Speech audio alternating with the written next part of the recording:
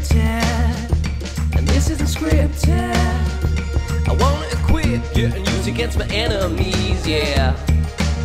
You see, I wanted to save you, and then learn how to raise you, but I forget you're from the weird. Hello everyone, what is up? I am Rob. I am Eamon. This is Monster Fuzz, live from Wexford Town.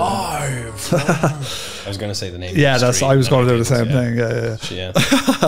Shouldn't even be saying Wexford Town. It's too small. They'd find us. Hope everyone's well. Hope you're having a good day wherever you may be, or a night, perhaps. Maybe you're listening to this driving along the motorway in the middle of the night. Driving home with Monster Fuzz. We're getting to driving home for Christmas territory now soon. It's the best Christmas song. It is. It's the best Christmas song. We'll be doing our mulled wine Christmas jumper special. Yeah. Looking forward to that too. It's always a magical time. Sculler mullered. Looking forward to that.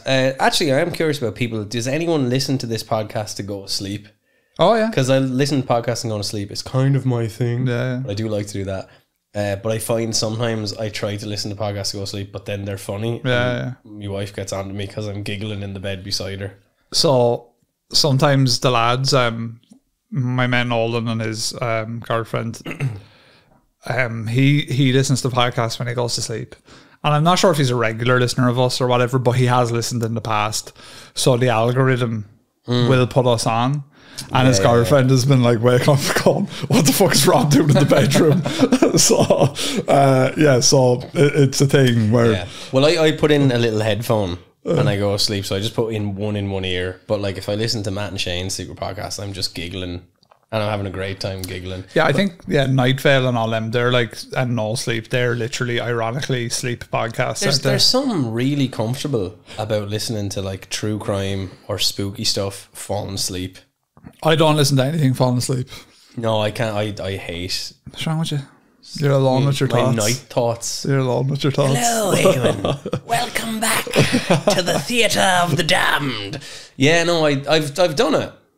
Wouldn't recommend. No, I like to be constantly have something going on. No, when I was about 27, I sort of, one night I just got in bed and told myself, you're just not doing this whole thinking in bed anymore thing. Class. However, you managed to hack your own brain. Yeah, I just was like, we're not doing this anymore. And I used to be, for listeners, I used to literally be one of those night thinker people where there used to be nights sometimes, like when I was at the height of my bad anxiety, where I could go to sleep like super late at like 2 a.m. and I would be up literally until the sun came up, addled.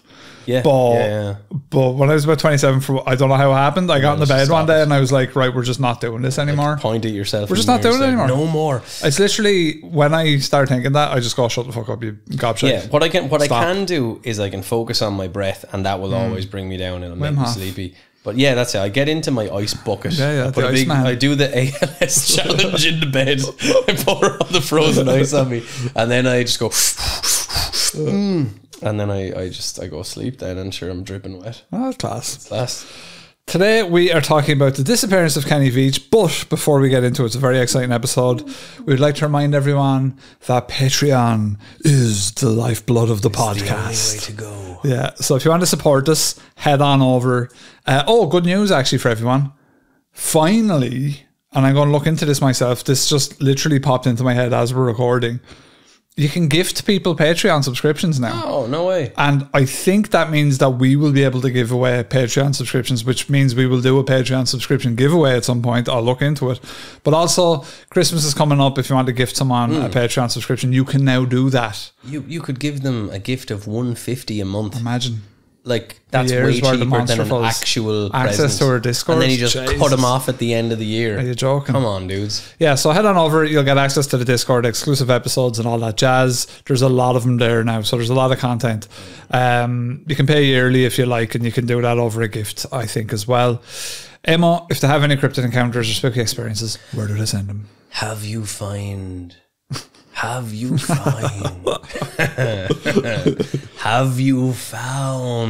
a strange M-shaped cave that causes you to vibrate internally when you go inside, like Kenny Veach from this week's episode? monsterfuzzpodcast@gmail.com. Write in, tell us all about it. This episode is brought to you by Gianni Punani. The best a man or a woman can get. The best a person can get. I miss when Johnny used to write notes. Actually, Johnny, go on, do some notes there for us, man. Do our work for us. I didn't sell it because I think we forgot that we had done a Gianni episode. Remember we were talking there on one of the episodes. We were like, don't think we. Oh did. Yeah, and then he was like, I did the notes for that episode. We were like, oh yeah. And we were like, oh, but yeah. That's the truth. Thanks for that. The truth of that is we can't remember our own notes, so don't take it too personally. I remember the first 2 episodes and the last 2 episodes, and that's all I remember. And sometimes I don't remember the last 2. I will always remember Michele and Mbembe and Mopman. Yeah. After that, I couldn't tell you. Jabba Fofi creation event, I'll remember. Who knows about the rest of it? It's too hard. There's so many. It's too hard to remember. Like we've done 500 episodes of this garbage, and I can't remember. And half of them are mini fuzzes, so that's just whatever. 250 cryptids, spooky things. Lads, I can't remember it all. No. We've done this for 4 years. I could have a degree in something instead of doing this garbage. You have a degree in cryptozoology. So, Eamon, if you want to give us a quick intro of this whole Kenny Veach scenario here. Kenny Veach, his name kind of, it brings up sort of, to my mind, images of, popular singers in the 1950s. All right, okay. Kenny Veach, maybe the the Veach 70s. Boys. Kenny Veach. Okay, yeah. Oh, my woman. All right. He's like a yacht rock where it sounds like it's a black guy singing, but it was Kenny Veach, a white guy all along, Maybe so. Oh, my yacht. But you're really white, Kenny. Anyway, Kenny Veach wasn't a singer. He was an experienced hiker, adventurer, and a YouTuber known for his exploration of remote areas in Nevada, particularly near the Mojave Desert. Fallout New Vegas, shouts out. Yeah, is that where that takes place? The Mojave, yeah. Well, he's up around Watch Vegas. out for the Cazadors. And was it a Cazador that got Kenny? MonsterFuzzPodcast at gmail.com. Write in, let us know. So he gained a lot of attention in the online community for his interest in mysterious or unusual locations. Especially, and this is the big event, he posted a comment on YouTube about finding this M-shaped cave, and when he was inside, he said it caused his body to vibrate. So further investigation to try to find this cave for a second and third time would eventually lead to Kenny's disappearance and a lot of questions. He's a very interesting character. We'll get into some bits and pieces on it, Rob, but he has his YouTube channel is still going, so the old videos are still there. And there's some really heartbreaking comments because, as we say, he disappeared. We'll get into some of the specifics around that, but there are people who will leave a comment just RIP, thinking of you. But he was trying to, and we touch on a little bit in the episode, he was actually trying to make it on like Shark Tank, so he was inventing various things. So there's videos that link to all those, and that link to some of his hikes as well. So he's an interesting character. He was like 48, I want to say. Oh, okay. So he was a bit older than us. Caves, mysterious caves. I was reading about the biggest cave in the world last week, and I was going to do a bit of a mini fuzz about it, but it's just not there yet. But it was only discovered recently, and this shows you how wild and vast the planet is. It was in Thailand, maybe, or somewhere in that neck of the woods.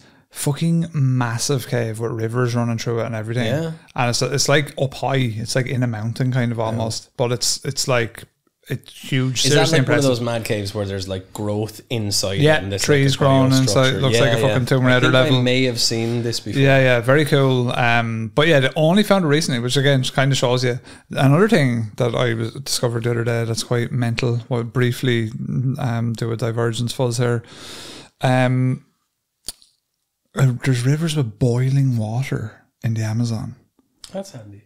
Literally boiling water. Just because it's close to springs and close something to like that. Boiling water, man. Imagine that. Never gotten stuck with boiling water, but I have been in hot water springs. They're class. Yes, well, really good fun. I was at the geysers in Iceland. One of my many travels. The geysers in Iceland. Yes, another one. Peru and Brazil. Yeah, they have some nice hot water springs. Ferdinand Magellan, bike. That's me, boy. Magellan. So let's find out about Kenny. Kenny was described by those who knew him as a curious and fearless individual. He had a love for the outdoors. He sought out challenges that many would shy away from, such as hiking in dangerous and isolated regions. Despite the risks, Kenny preferred to go and hike alone. Fair play to him. Often with minimal supplies, relying on his experience and instincts to navigate the wilderness. His adventurous nature was evident in his YouTube channel, which is Snake Bit McGee. That was the name of it, yeah, Snake Bit McGee. So if you want to check it out, it's all one word. It's Snake, BITMGEE. But it's kind of sad. You see a guy who was, you know, trying to achieve X, Y, and Z. There's a weird feeling when you watch it, especially when you know a bit more about everything. It takes on a little bit of a strange feeling when you watch it. We're in that modern era now where like there's a lot of YouTubers that have died, and so you can go back and watch their content, and it is sad. It's weird. It's like dead internet theory in a totally different way. Yeah, it's like here's an internet of people who lived.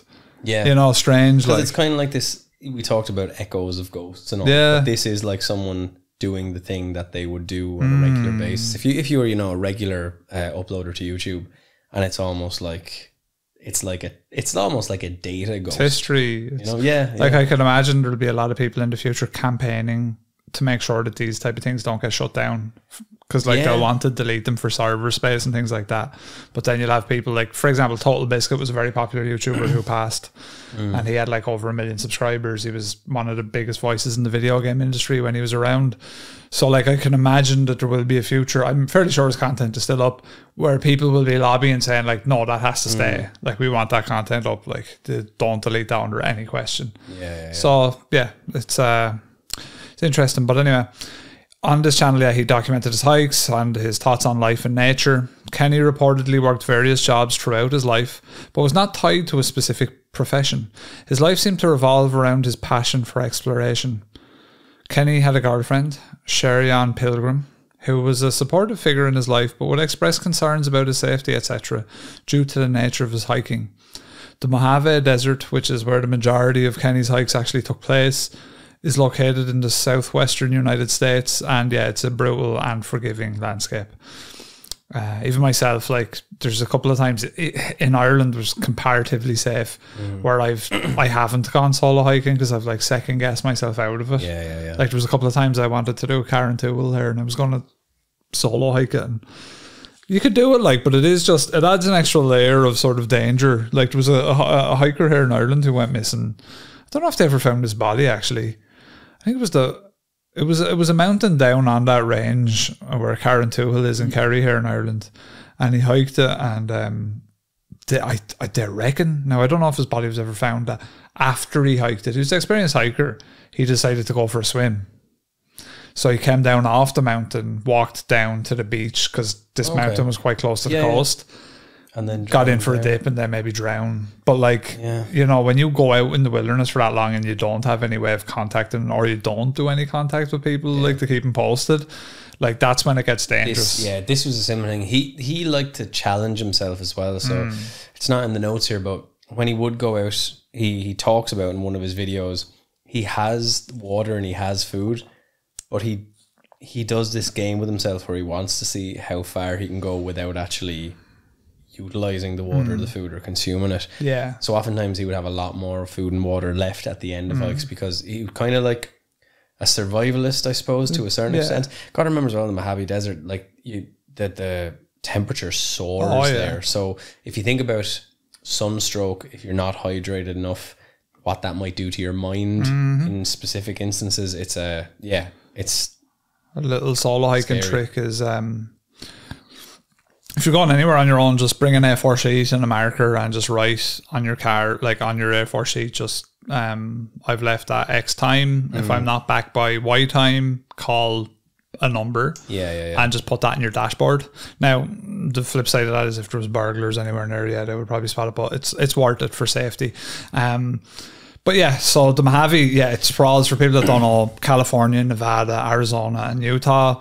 The area is very vast, and it could fit entire European countries like Ireland and Iceland, which are small, but it could fit the entire countries comfortably. Yeah, so like this is the area that he was exploring. We'll get a bit more into like why he was exploring it, some of the, not the pitfalls, but some of the difficulties maybe in this M cave and all the rest of it. But like Evan Tanner was a UFC fighter who went missing. Yeah. Under the same very similar circumstances. Right. He was found dead, I think. I think they found his body. But I think he went hiking in the desert as well. Because I think as well, like, it sounds, what do you mean they couldn't find the body? But then when you consider that the place is the size of Ireland, Even size, like even that, like we mentioned it only a couple of weeks ago, but there was that Jay Slater guy who went missing in England, a young kid. Oh, the fella who walked up the... Yeah. Like, and he literally, like, they found, so for our American listeners that don't realise or haven't heard the case, he was basically a young lad. He was on holiday for the first time in, like, one of those Spanish island places. I think it was Tenerife. He was in Lanzarote, wasn't he? No, was Tenerife, maybe? Yeah, Tenerife for one of them. So, like, volcanic mountains, yeah. And basically he went to a house party, whatever. At the end of the night, he was like, I'm walking home. He went to a bus stop first thing in the morning, and a woman told him, look, the bus won't be here for another hour.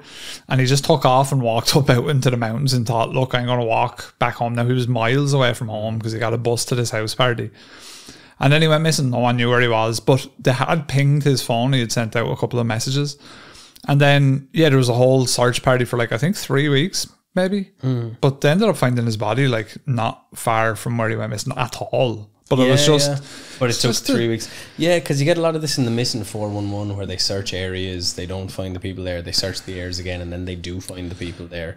And there's stuff in there where they would say it's not possible, but I'd imagine it probably is like possible. There's a person that may be moving as you're trying to find them. And as well, a lot of time, like with humans, like we're going to try and go for shelter. So if we're, say, for example, dehydrated and there's like a rock we can get in under to kind of get shade, like we'll try and get in under that.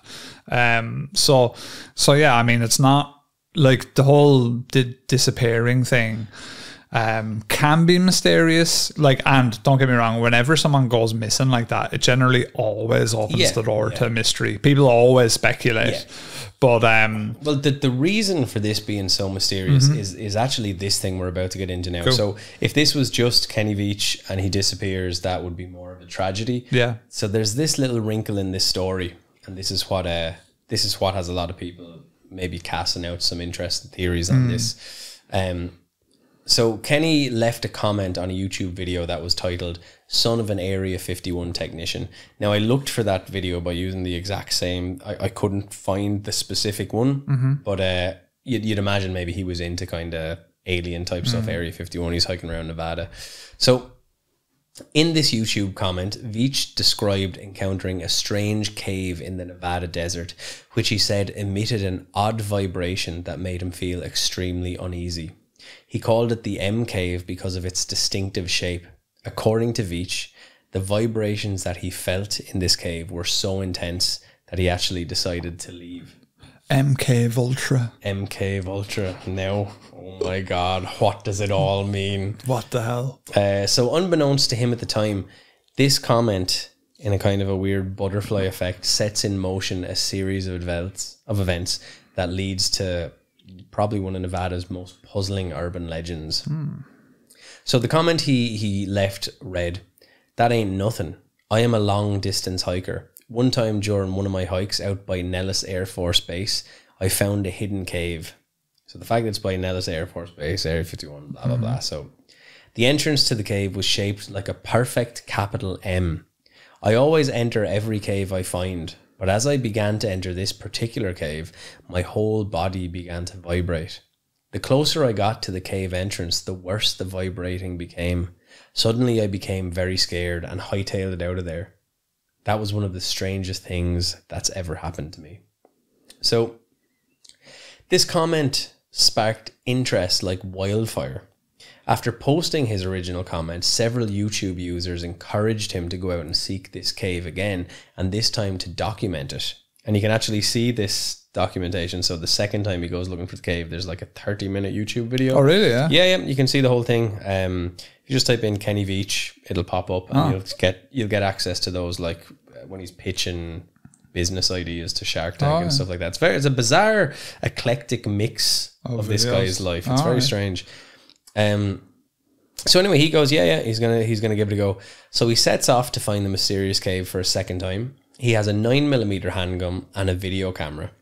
Upon his return, he posted a video of his discoveries. Much to the dismay of those who followed his original comment, he was unable to locate the cave, and his video didn't seem to reveal any clues to the mysterious M cave he had discussed in his original comment. So he went back, he couldn't find it. It's kind of an interesting video. I didn't watch the whole thing. I skipped through it a bit. He has a couple of other videos where he's like exploring around the desert.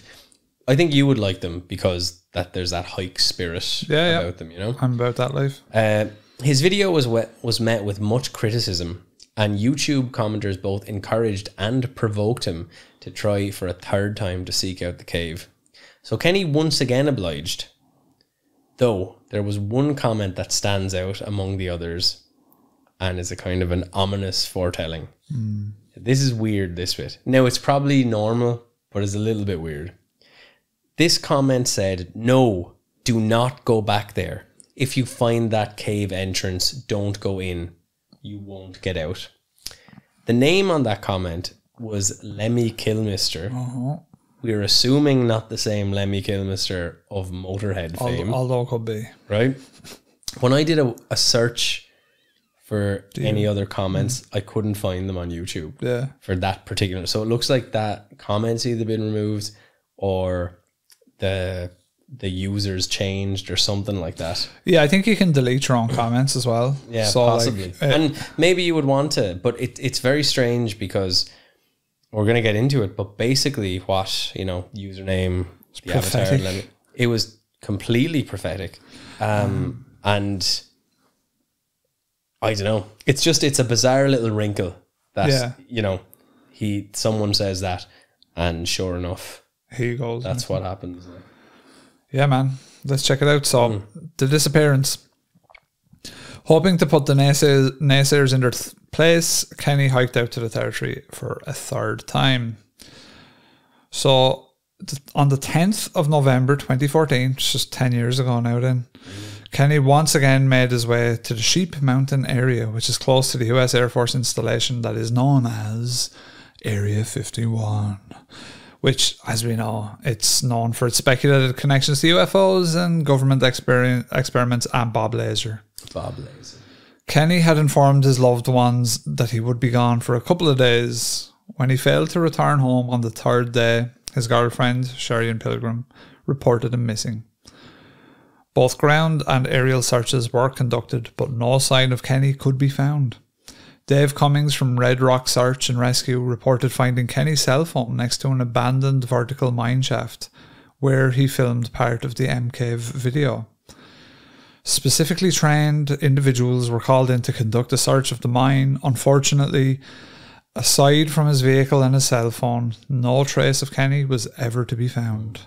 So, yeah. So it's bizarre. So basically they find the cell phone. He's nowhere near it, seemingly.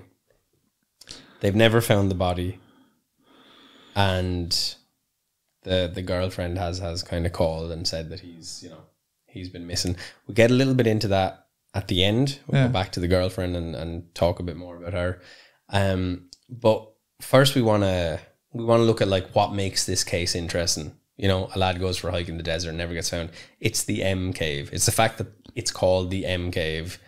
It's like, it looks like an M. It's near Area 51. Elements of this remind me a little bit of like the Dyatlov Pass story, because the idea of that was that potentially there was experimental weapons used or something like that. So, I mean, is it possible that there's something going on with Area 51, this cave? I don't know how it would all work. If we've been talking about UAP in Mini Fuzz and stuff like that. Is part of the vibration them assembling these things, testing them? He sees something he shouldn't see. Is this cave kind of a front and it has the M so that they know, well, they would know where it is, they wouldn't need to like make it look a certain way. But maybe there's I don't know, maybe it leads somewhere or something. Yeah, or there's like some kind of, they're testing some kind of mad weapons down there, And that's it, and he's like, just in the wrong place at the wrong time, And like the person commented, maybe Lemmy knew because like they maybe worked at the facility and they're like, and they're just if on you go down there in their spare time. Well, like he could have caught wind because if he'd been kind of teasing to go into this M Cave and had mentioned that he's in the region, like someone could have, because like that's happened to us on this podcast where we've talked about something on a mini Fuzz from some random area in America. And then someone writes in and goes, "Oh yeah, I'm from there, and I know that here's person." My story, or remember there was one where we were talking about like a guy in an area that worked and operated something, but like someone wrote in and they were like, "Oh, I know that person. Like I went to school with him or something like that." So like so the word of mouth, even if Kenny was kind of like teasing around this area and hiking, like a good example would be if you're an Area 51 employee, you probably look up Area 51 on YouTube every now and then if you're interested in in the lore. And you could have come across Kenny Veach and you could have said, right, I'm going to keep an eye on him, like just see what he's doing and where he sees around there, like, because it'd be cool to see. And maybe he caught wind, oh shit, he's at the M cave, like maybe I should warn him in as best of an ability that I can. I can warn him without being in breach of anything and getting scolded or worse. If I set up a name like Lemmy Kilmister, he's obviously a big rock and roll fan, and maybe just say that. So very interesting, food for thought. So some of the kind of more out there theories, obviously, you know, we know the other theories. Wild animal got him, starvation, died of dehydration, got lost, blah, blah, all the usual stuff. But the mysterious M cave could have been part of a secret installation conducting scientific experiments. Kenny described the feeling when he approached the cave as his whole body vibrating. So sonic and ultrasonic weapons are a very real thing. There's, what's the conspiracy theory about the... Oh God! Philadelphia experiment? No, it's like I can't remember the name of it. Oh yeah. Do you know where they make those mad noises that people say they can hear? I just can't remember the something sounds. I just can't remember. I think I actually have it in the notes section. Yeah. Of it goes in. It's in with all those atmospheric weapons and all that stuff. Yes, isn't it? Harp, is it harp stuff? I think harp. You're right. I think it is harp. And there's another one that has a weird sound. The something sound. The brown sound. Brown sound. Yeah. If you get the brown sound, you're in trouble, man. Let me see. Do I have it here? Chocolate rain. Bam, bam, bam, bam, bam, bam, bam. Yeah, I'm thinking it's harp. I think you could be right, yeah. I think you're right, yeah. HAARP, yeah, you're right. So ultrasonic or high frequencies can be focused to produce concentrated energy at a target. These type of weapons can be used to keep intruders out of restricted areas or even as crowd control. So it's similar, I suppose. Do you know when they used to do that thing in Tesco and some supermarkets where they'd put a high pitch frequency to stop loitering? Yeah, so the kids would just leave. I can still fucking hear that shit. You still hear that? Yeah, it's annoying. Yeah. Do they still have it? They have it in some places, not there. It's common now with people, they'll put like ultrasonic ones to keep cats out of their garden and shit like that. And they're fucking annoying. Yeah. Because they're proximity based, and most of the time, all people, when they set them up, like they don't care where to put them, and it's like literally just going off all the time because it's like right where people walk. And if you can like hear, it's almost like having tinnitus. Oh, it's awful. Right? Yeah. They're awful things. Yeah. So the idea, I guess, there is that Kenny could have gotten close to the M cave on the third try, and potentially succumbed to high-powered sonic or ultrasonic warfare that they were testing out, or he could have somehow made it through. And then, I don't know if he was killed inside the cave or he was taken or he saw something he shouldn't have seen. Not unlike the Penguin TV show where you see things you shouldn't see, you get in trouble. Another theory is that Kenny went on the third excursion to look for the M cave with the intention of never returning. Some say that Kenny was despondent at the failed venture of starting his own business and he was running out of money. So... yeah, okay. Before we get into it, would you, in his shoes, go back to that cave if you went there? Yeah. You would? You think so? Yeah, if I went into the cave. So if you were on a hike on your own, you got into this cave, your body's fucking vibrating, you would go, yeah, I'll go back. I'd take the lats and longs while I was there and I'd go back with someone to see what was up, yeah. I wouldn't go back alone. Yeah, I don't know whether I'd go back. I don't know. Because, like... if it's that profound of an effect, like, or if it's like a really physical reaction to something like that, I'd be a bit scared. It's like you know, Yellowstone, like those pools where you can fucking melt yourself in. Yeah. It's like you got to be careful. Like you don't want to be. You got to be careful. I think the intrigue of why a cave would make you feel like you were vibrating, I would be curious about. Yeah, see, my curiosity, I'd be thinking like it's probably any of all of the things that it could be are probably not good for me to be around. That's probably where I would lie. Yeah. That's what would worry me. I'd be like, yeah. Is it seismic activity? Then if I go into this mine shaft M cave, is the mine going to collapse? Yeah.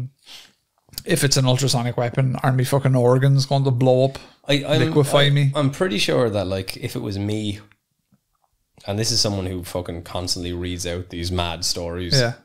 I don't think my first thought would be an ultrasonic weapon. I would be like, that's a weird. I don't think at Area 51 though, it might be.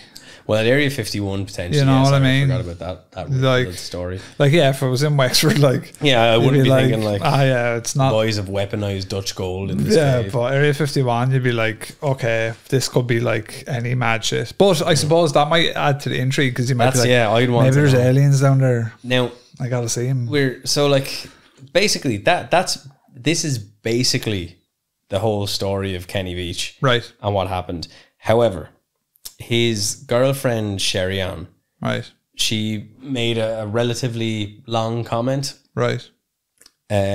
So it's from that M video, the second one he put out, where he couldn't find it. I would say that it's triggering potentially for people. She goes into maybe reasons that Kenny didn't want to come back from the thing. Okay. So it's kind of a bit of a Christopher McCandless Into the Wild scenario. A little bit, but with maybe if Christopher McCandless was also intentionally eating wild potato root. I think there was a bit of, with Christopher McCandless, there was a bit of a speculation that it almost was a bit of S-worded kind of intention. Yeah. This is similar stuff here. Yeah. And it's let's give it a go. Yeah. So Kenny's girlfriend Sherry Ann made a long post about the M Cave and it reads as follows. I am the girlfriend that Kenny spoke of in the video. There are so many posts. I have no idea until a friend let me know. So many people are wondering what happened and guessing different things. You are heartfelt about the sadness around what has happened with Kenny. He has not been found and I feel that he probably will not be found for many, many months, if ever. I want to share what I know and feel about what happened so that you might bring some closure and understanding in your own lives. Kenny absolutely loved hiking in the desert. It was his very, very favourite thing to do. We hiked and camped together all over the Nevada desert, sometimes 9 hours in a day. We found many abandoned mining towns, usually referring to them as ghost towns. We explored many caves and mine shafts. We were always careful about how we explored them, but Kenny was a bit more daring than I was. We wore snake guards, some protective clothing, used walking sticks, brought enough water and food for hiking hours, and had extra water and food in the car. He rarely drank all his water. What I will say there though is he is prepared. Like if there weren't snake guards, like he's not an idiot. Prepared. But as she was saying, he rarely drank all his water. It links back into what he said. It was like part of him was kind of testing himself, you know. We took wonderful pictures of all sorts of things that we saw. Rusted cars, old falling down buildings, cemeteries, mines, wild animals, tarantulas, scorpions, trees, cactuses and flowers. Our desert is beautiful. If you have a love for deserts, they are not spooky, scary, but you do have to be careful of the terrain and of course bring enough water and food. We were always excited when we saw desert wildlife, like the bighorn sheep that you see in the video. They are stunningly beautiful to see in person in our desert. We would stand quietly to watch them for as long as possible. I was so very excited to see one that he filmed in this video. I want you to know that I do not think Kenny had an accident. Okay.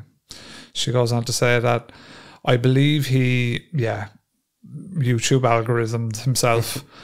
He battled with depression for many years and would not take medication or see a doctor. Can we just use YouTube algorithm? Yeah, I think that's a good idea. He quit his job a little more than a year before he disappeared. He wanted to see if he could sell his inventions and do what he called cowboy interior design for homes. The new and improved toilet roll holder and the Glowler beer, for example. So I just put that in there. So there's two videos that you'll see if you look at some of Kenny's stuff. Yeah. The new and improved toilet roll holder is simple, but it's pretty good. Yeah. So it's basically a regular toilet holder, except you know the way you take out the thing, the bar? Yeah. With this, you just pull it like has a mechanism, it pulls out, you put a thing and it just slots back in without, it's like a automatic. It's very good. Yeah. And to be fair, it's handy because you hate changing toilet rolls. It's pain, you know. Yeah. Very good. The Glowler bear is an interesting one. It's something that's supposed to kind of spread some awareness of climate issues. It's like this nice box, like a biscuit tin kind of thing. It's got loads of nice designs on it. And he basically hand-stitched a polar bear inside it. Yeah. And he's filled it with these glowing beads. Right. So basically, like, it's just this bear that glows in the dark, and it comes in a nice biscuit tin. He said, like, he wanted to get a manufacturer to make, like, a plastic ice thing, so you'd have this cool, like, thing that glows in the dark that would last many years.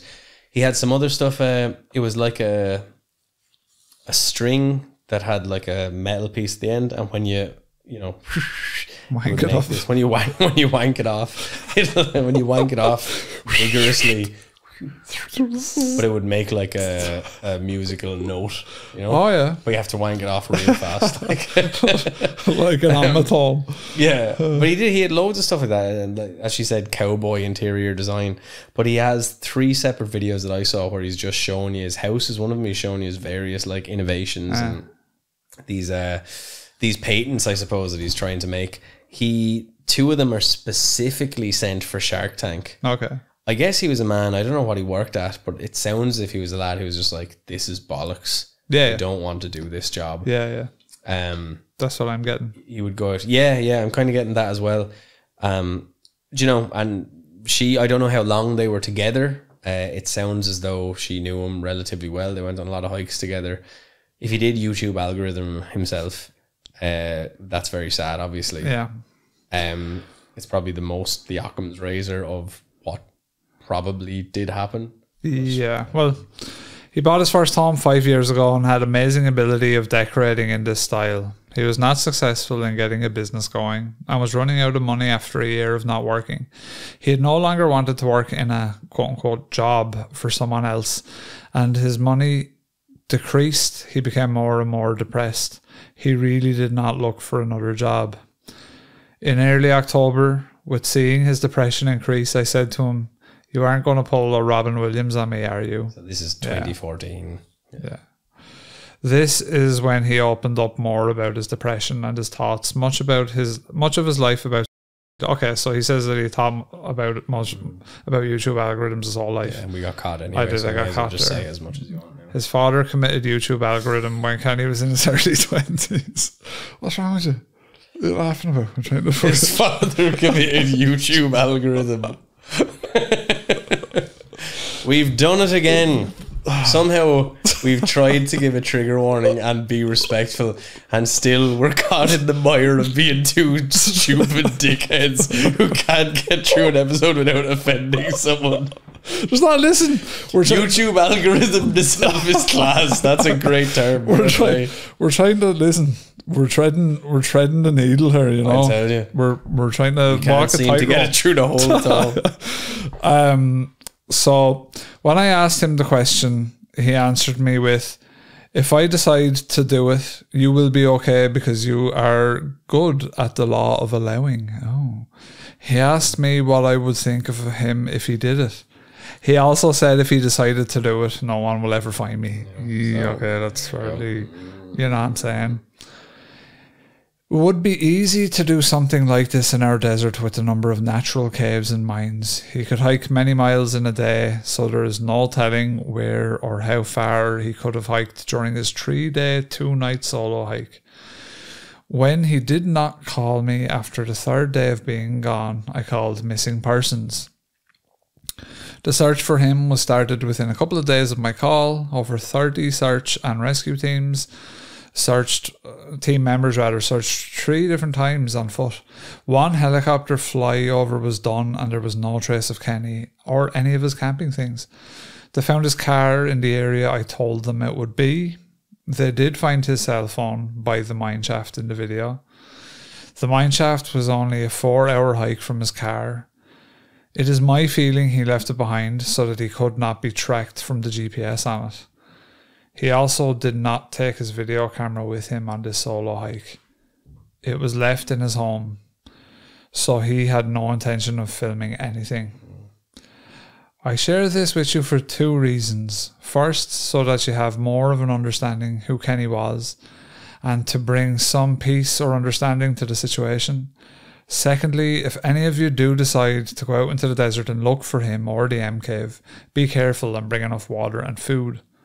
Walking sticks are a good idea, and not doing a solo hike. Bring a GPS and make sure that you have family or friends know that you are heading out and where and when you'll be returning. Yep, that's all sound advice.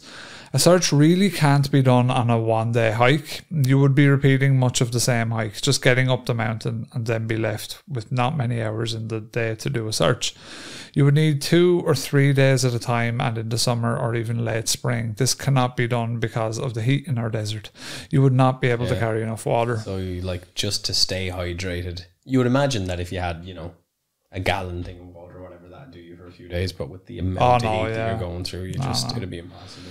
The more you hike as well, like if you're going on like a you need to repel 5 or 6 hour hike, you know, you're going to be drinking a couple of liters of water. Is there anything you can do with water, like where you can take an electrolyte tablet that will do a lot of the... That won't really do enough hydration though, right? It's only electrolytes that'll replenish, Yeah, I mean, I'm sure it'd help in a way, like, but no, there's not like a you just hack. Literally, there's no... You know the way like you can condense like a... If you condense a load of calories into a small pill or whatever. No. Whereas with this, like, you can't really have a substitute for water. Not really. There's them gels and shit, but like a lot of doctors and stuff would say that they're kind of a scam. They're the ones you just apply topically, is it? No, they're like a gel like pack. The carb gels. They're like... It's more for energy, I suppose. Yeah. But anyway, she says, so please be careful. I had many wonderful experiences with Kenny and will always remember him and have a place of love in my heart for him and the wonderful things we did together. I am healing from my loss and look forward to new experiences with desert hiking, camping, and taking beautiful pictures of our desert. Enjoy your adventures of life, and thank you for the kind, loving comments sent my way. Much love, Sherry on. Yeah. So it's that was a wonderful little comment there from her. Yeah, I think she had a really sort of good way of expressing, like, here's who he was.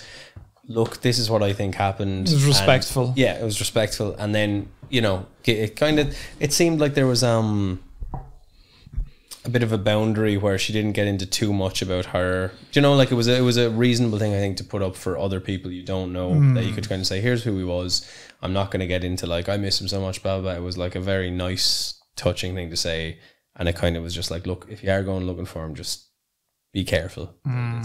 It's a legitimately dangerous enterprise out there. So it's tricky. I don't know where I sit with it. Like it just seems like from what she's saying, and I don't mean to be conspiratorial against her. No. Maybe she knows more that would incline her to believe that YouTube algorithm themselves. Basically, you know what I'm saying? If someone like she might, like, for example, like she might have a bit more concrete evidence, but she's not going to spell it out. She's just going to say, look, I don't think he made it. I don't think he. Yeah. Well, I think that, look, if someone is, you know, obviously massive financial struggles, unfortunately, do bring a lot of people to the YouTube algorithm. Yeah, they do. Unfortunately. So like they shouldn't, but they do. No, they shouldn't. Just do what savvy Americans usually come under on to Ireland with all their college debt. Yeah. Just don't go back to America. Yeah, just leave the country. I think I still owe Canada a lot of money. I left, so I didn't pay a phone bill or something. Yeah, you're in trouble now. Sure, look. It's going to come back now, aren't you, brother? Yeah, it's out on the World Wide Web. Eamon, Trudeau's going to get you, son. Eamon was a quiet loner. But I think it's a really sad thing. Now, again, like I said, the thing that makes this story intriguing is a cave that makes you vibrate. Yeah, it is. Yeah. Let's not lose sight. Let's not lose sight of a cave in Area 51 that makes you vibrate. If I can get anything across to the listeners today, it is that there is a cave near Area 51 and it will make you vibrate. Yeah, never mind that fucking comment. Never mind this touching comment. No, but again, we wouldn't have covered this except that it's such a bizarre case, and it does have, you know, it's rubbing shoulders with the spooky and the strange. A lot of disappearance cases, man, there's always, like, why can't people just disappear in a straightforward way? Why is there always be a bit of mystery? Like Richie Edwards from the Manic Street Preachers, one of my favourite bands growing up. Like, Occam's razor is he YouTube algorithm himself as well. But there was so much compelling evidence that he didn't. And he's like fucking Batman and at you're the end like, of Dark Knight Rises. He's just having a coffee with Catwoman. Well, like, he was on record as saying, like, I would never YouTube do that. Algorithm himself. Yeah. And then he was drawing out money from an ATM for like the whole week leading up to when he disappeared, and was also reading a book about how to disappear. So and he's like, no, I'll just YouTube algorithm myself. But so like, it's one of them things where you're like, why are you just... It's like, it's such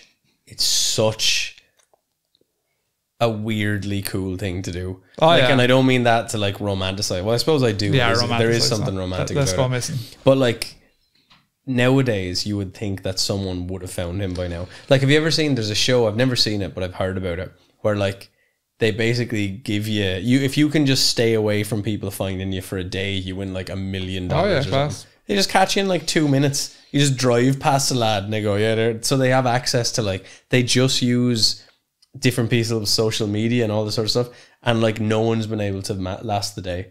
So if Richie Edwards was there somewhere, I'm not saying he isn't, I'm just saying with the kind of technology we have right now. Well, now, but you see, we don't know what he looks like now. He went missing in 1990. He did the Jack Nicholson Joker. He went missing in like 1995 or 6. Yeah. And he could be like, for example, just for talk's sake, like he was almost anorexic when he went missing. That's right. He could be like obese and He bald. could look totally different. Do you know what I mean? Do you think that if he had stayed around for the release of Final Fantasy VII, he might have just... I'd say he would have just stayed around, yeah. Back to Veach. It's a very interesting story. It's tragic, poignant. I was actually thinking of you a lot when I was doing the notes because of the hiking element of it, and you're such a big fan. If Veach was a massive whiskey alcoholic, then you would have thought of me while doing the notes.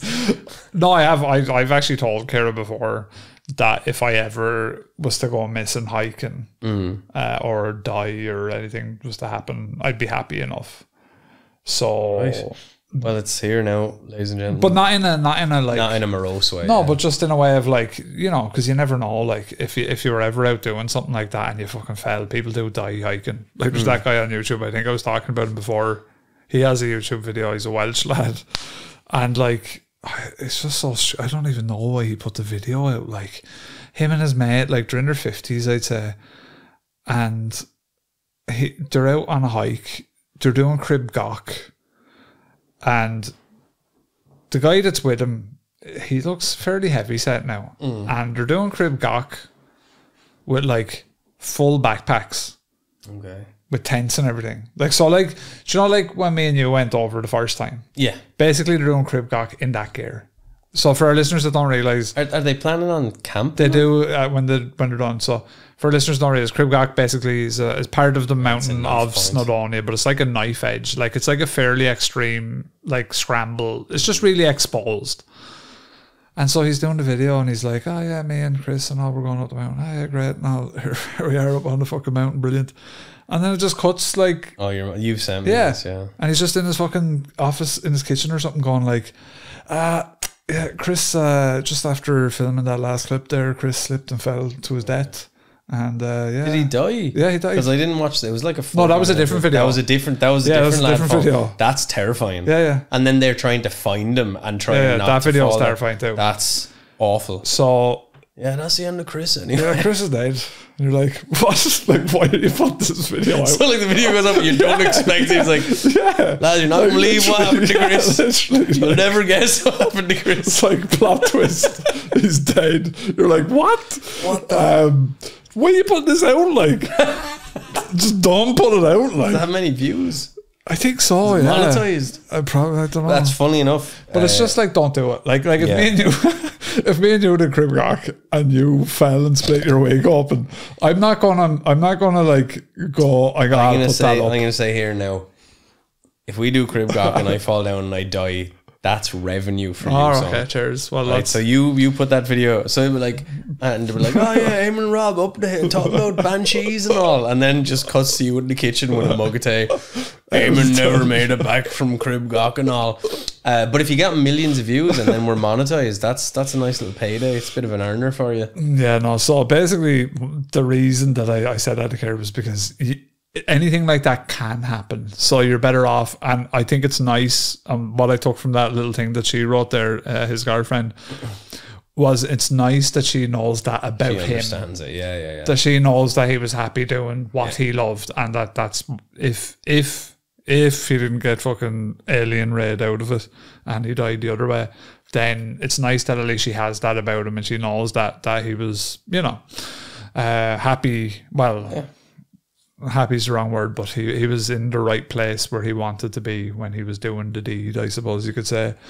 It's a wild story. But what you think? You think aliens in the cave anyway? I'd say he probably went into the cave and he got abducted. Do you think? I think he's probably flying them drones around the place now that the Congress are all talking about. No, I'd say probably YouTube algorithms. Do you think so? I mean, yeah. Was there ever a cave that made him vibrate? was he? Oh, that's true. Was he on the same place the rest of us that's were? A good observation. Was he a bit like? That's a good observation. He's a man who's coming to the end of his rope. Now, none of his videos were ever monetized, so there's sort of it takes out that, money. But it just takes. Yeah, did they do monetize in 2014? Yeah, they would have. Yeah.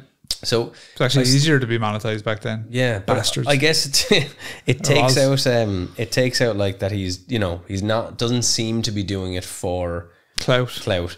Now he is trying to get onto Shark Tank and all that, but that's kind of fair enough. He's the poor man. It's do you know what it is? It's an element of the American nightmare. It's like if you try hard, if you do your best, you get lucky. He's trying to live the American dream, and he's just not able to get there.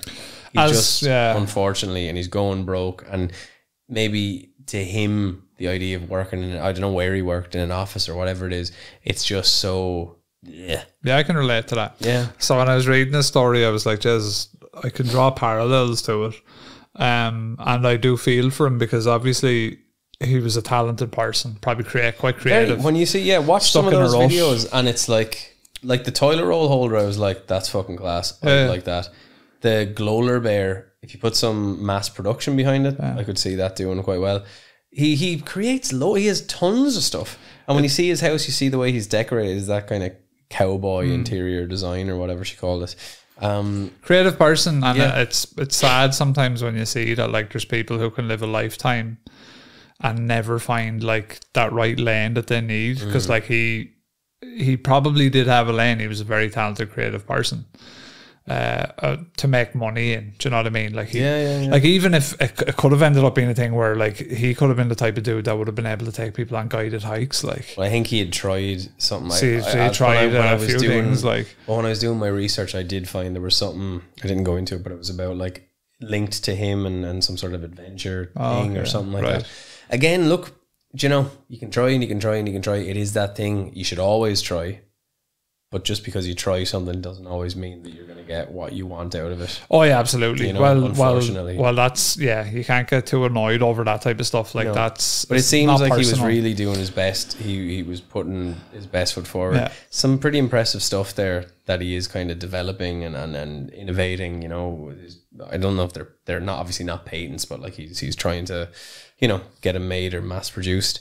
It's very sad. It's just very sad. It's very sad on so many levels, because it's sad to see someone struggle, and if what she's saying is true, he just kind of gave up and just said, you know what, I can't be fucking arsed with this. Yeah. A better story is that he went back and he found the M cave and he's living subterraneously as a king. Yeah, he's living with the reptile people. He's after like inventing some mad shit for like an alien. She never existed. That's a CIA agent that wrote that. What if the aliens want him for his inventions? The aliens are like, we need a toilet roll holder. Like, we don't have one. We're like, Blorg will never change the toilet paper, but with your invention, we feel that he would take more bonus. Like they don't have access to toilet roll holders on the spaceship. No, they don't seem to have sphincters, so I don't know to what extent they're shitting. But a bit of toilet paper is always handy. Shitting or pissing or otherwise, you might need to clean it out, a bit of a drippage, you know, a bit of ooze comes out of him or something. Slime. You know what I mean? Yeah, it's, wipe the slime. You just pop on a pimple and you don't want it to fire everywhere. Wonder if aliens get acne. No, probably not. But I think that's a better story from my opinion. Better story is he goes back to the cave and he fucking subatomically explodes from the vibration. Well, that could have been the fucking thing either. Like, so that's another. So we've got A, B, and C. A is YouTube algorithm. B is that he went to the cave and vibrated to death. Well, actually, no, sorry. B is he went to the cave, met up with the aliens, and lived happily ever after. C is that he went in and his cave was like some mad vibrational shit. And actually, there's a D. D is that he went into the cave to explore it and he fell down a mine shaft or something. And died. Went into the cave and it was like just died by accident. Kenny, you have once again entered the vibrating cave. But then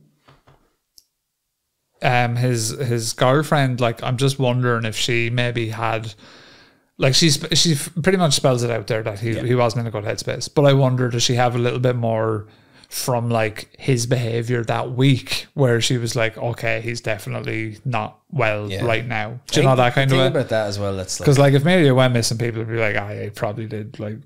Yeah, probably they've been on borrowed time ever since the hatch turned against them. The boys have been on borrowed time for years.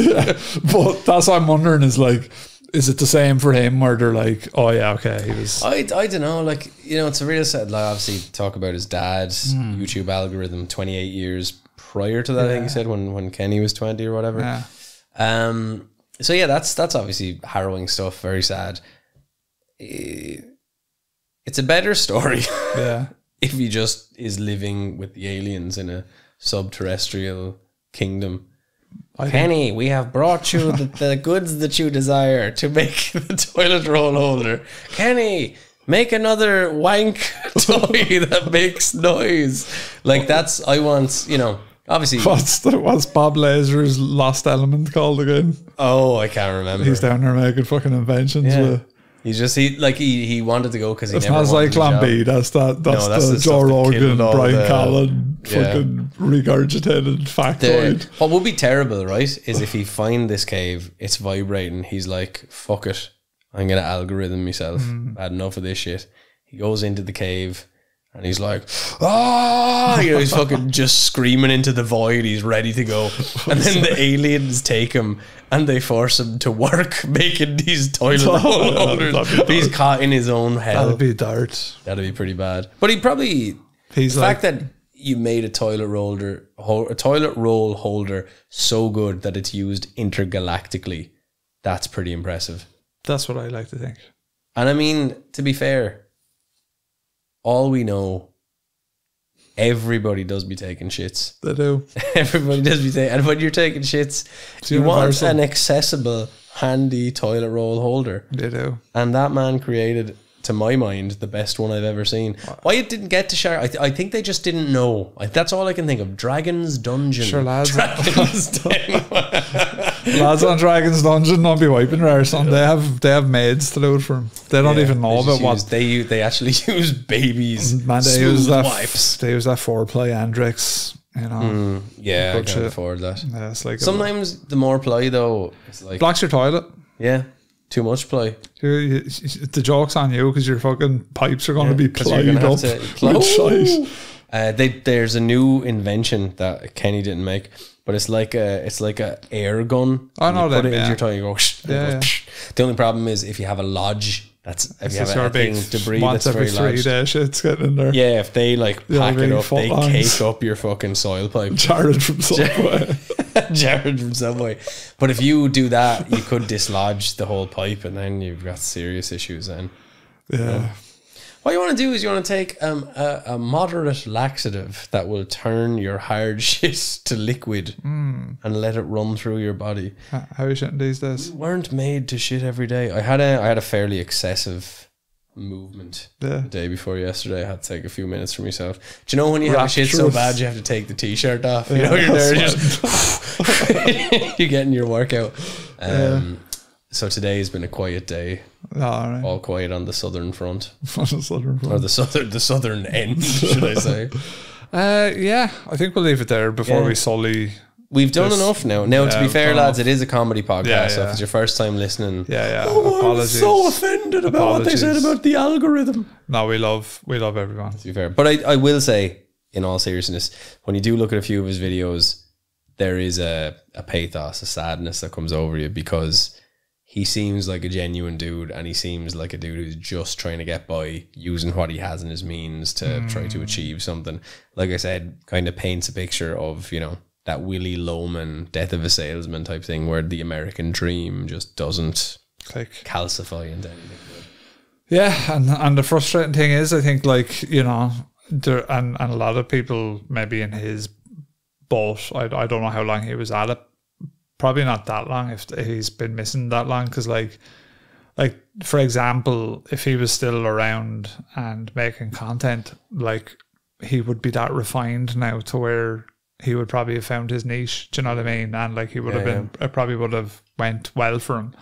Time is also an ingredient for a lot of things when things aren't going your way. It's sometimes things just take time. And sometimes it's like, it's not the right path. Yeah. You know what I mean? And you just have to recalibrate. And look, a lot of people don't like to say it, but a lot of getting somewhere in life with career and all the rest of it is just luck. Now, obviously you have to do your studies, do whatever will allow you to get whatever position you need. But a lot of it is luck. You go into a business and you're good at what you do, and then the person leaves the role that you want to go for within like 6 months, you're going to have a kind of a meteoric rise into the next spot if you're lucky. Yeah. And a lot of times it is, you know, bad candidates go, you're there a while, you can get this job. You're lucky. Yep. It is. Anyway, intergalactic toilet roll holders. Absolutely. I've been Rob. Amen. This has been the disappearance of Kenny Veach and Monster Fuzz. Over and out.